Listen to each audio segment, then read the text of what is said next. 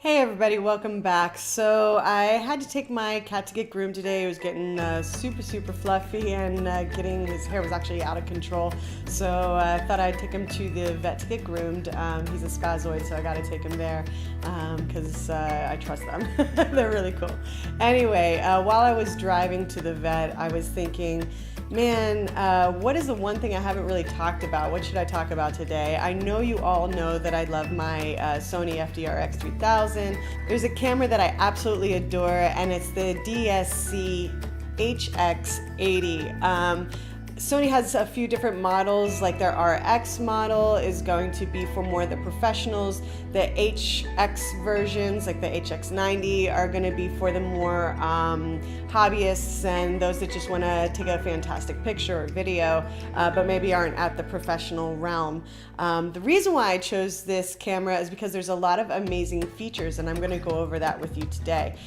So I hope you enjoy, and just an FYI, right now I'm actually recording on the camera, and we'll go over some other odds and ends about the camera. So see you in a minute.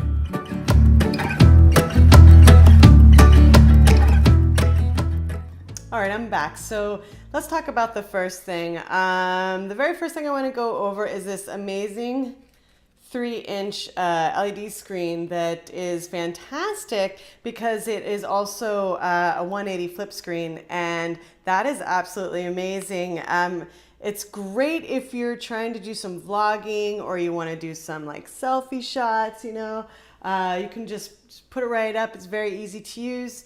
And that would absolutely, that's probably the most, actually the coolest thing about this particular camera. But there's a lot of other really good things as well. So usability, whatever you want to call it, that's definitely makes life a lot easier when you're trying to record things or take pictures or things like that. So that's got to be my absolute number one.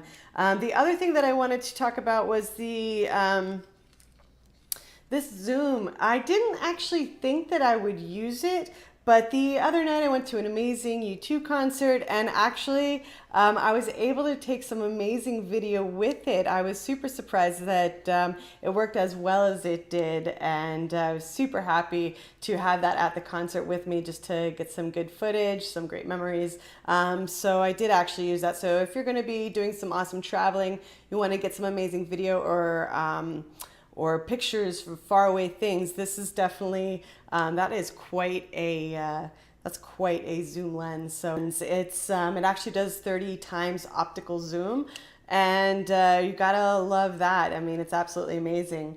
Now this camera has an 18.2 megapixel image quality. Now that may not sound very good to start, but what Sony has done is actually use some other sensors and things like that to improve the picture quality. So it may sound like a low megapixel, but it doesn't really matter because what they've put inside it is actually going to make the picture clearer. And when you see the pictures, you'll see that it's stunning, actually. They did a wonderful job with the quality of the still images and with the video images as well.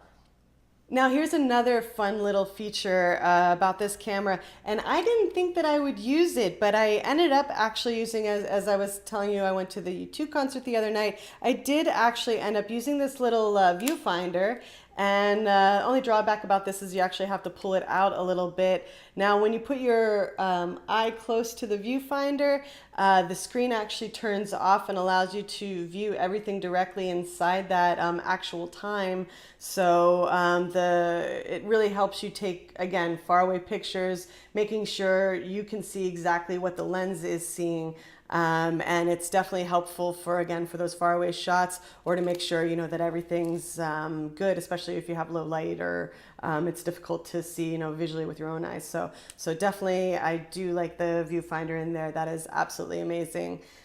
Now, one of the things that everybody is talking about right now is 4K. It's got a 4K camera, and it's 4K this and 4K that and 4K whatever. This camera does 1080p. That is full HD, so it's not like res down. The picture quality is fantastic. If you are doing YouTube or something like that, 1080p is really all you need. If you want to do the 4K and show all your blemishes and all your spots and all your wrinkles and all the yucky stuff on your face, by all means go ahead and do that. But I don't think that actually needs to be, I don't think you need to have a 4K camera to do good work, as I'm sure, you know, all the YouTubers and things like that have found. You need a good story, you need good audio, and yeah, that's really about it. As long as you have all right video capabilities, you know, you're going to be all right. 4K is not needed for YouTube, and you know, if you want to use 4K for things like doing cinematic shots outside, or you want to try to get into the professional realm and things like that, then this camera probably is not for you. But if you're just trying to have fun as a hobbyist, this is a really great camera. Now, Sony has a great app called the Play Memories app, and pretty much most of the newer Sony cameras, you can actually connect to your phone and be able to play with things like zoom or when to start and stop the camera. It's definitely good, especially if you're not able to get near the camera to turn it on and off, like if you have a faraway shot or something like that. So I actually use it quite a bit, and I find it easier to use that than just like sticking my hand on the camera itself. The Play Memories app is really, really good to do all shooting with. Now, this camera has an optical steady shot. It's got a 5-axis image stabilization in it.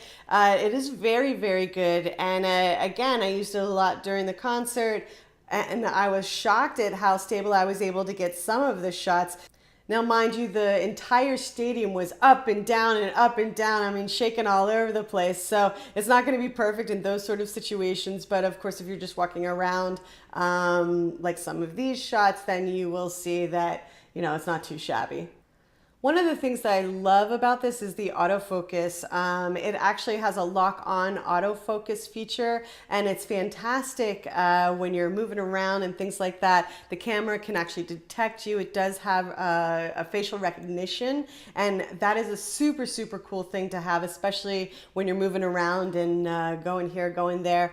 I actually use that quite a bit, and I think it's fantastic. That's probably one of my favorite things. And another great thing about it is, and this is kind of tacky and my mom doesn't like when I use this feature, but it does have a beautifying effect, which is great, at least for the still shots. So it'll like whiten my teeth a little bit and take away some of the yuckiness on my face. So for the still shots, it's great. If it's overdone, it looks kind of bad, but underdone and just little tweaks here and there does make the pictures come out very good. It is a lie a little bit, as my mother would say, that's a lie. But you know, it does help with making the photos and those memorable shots. As far as the cons go, okay, let's talk about the cons. The cons, the audio. It does record audio, but it's not very good. As far as the audio goes, it does sound a little cave-like, so I'm definitely not a fan of the audio. As far as being able to maybe connect an external mic to it, it does not have that feature. Oh, Ollie's ready. All right, so I've just returned from picking up Ollie. The groomer didn't have too much luck in grooming him. She referred to him as the Incredible Hulk of cats because he's very strong, really hates being groomed, so we may have to come up with another solution, but we're going to keep trying. At least he got his nails trimmed, and that's something, so bonus for that. All right, so back into the camera. As far as the audio that we were just talking about, there's no external mic. And that's bad, but it's not terrible. Hook something up to your computer. I'm using a Rode microphone with USB, so it's pretty simple to put the sound against the video. The other thing is it doesn't really record in 4K. It can be viewable in 4K, but as far as the camera itself, You need 4K unless you want to do outdoor shots or something like that. But the camera itself is fantastic in the 1080p. It does have a really high record rate. It will record at a full HD. So the picture comes out really, really good. And yeah, that's one of the reasons why I really like it. A lot of the reviewers complain that it doesn't come with an SD card. I think you'll find with a lot of the better cameras and things like that, you just have to get a decent SD card. You do want one that records at a high rate. It is a little bit of an extra cost, but overall, I mean, an SD card can be bought and it's really not that big of a deal. You don't necessarily need to get an expensive one, but if you do get an expensive one, you can record at a higher rate. So, you know, try and go with the best that you can, if that's possible. So overall, I think the camera is fantastic. I do prefer to use it when I'm doing sort of these like one-on-one type of things. As far as like my outside stuff, I actually prefer to use my FDR X3000 because of the Boss stabilization that it has. And overall, I just think that this camera was a great investment. You can find it now for around $300, maybe a little bit more. eBay, certainly less than that. So it's not an expensive camera. It's easy to use. It has a million presets that you can use. That way you can just click it and go. But yeah, overall, I would say this is a fantastic camera. And if you're looking to get into vlogging and stuff like that, and you don't want something that's too complicated, I would say this is definitely the way to go. So if you enjoyed this video, please hit the subscribe button. Don't forget to like and share, and definitely comment. Let me know what your thoughts are on this. And I hope to hear from you, and we'll see you soon.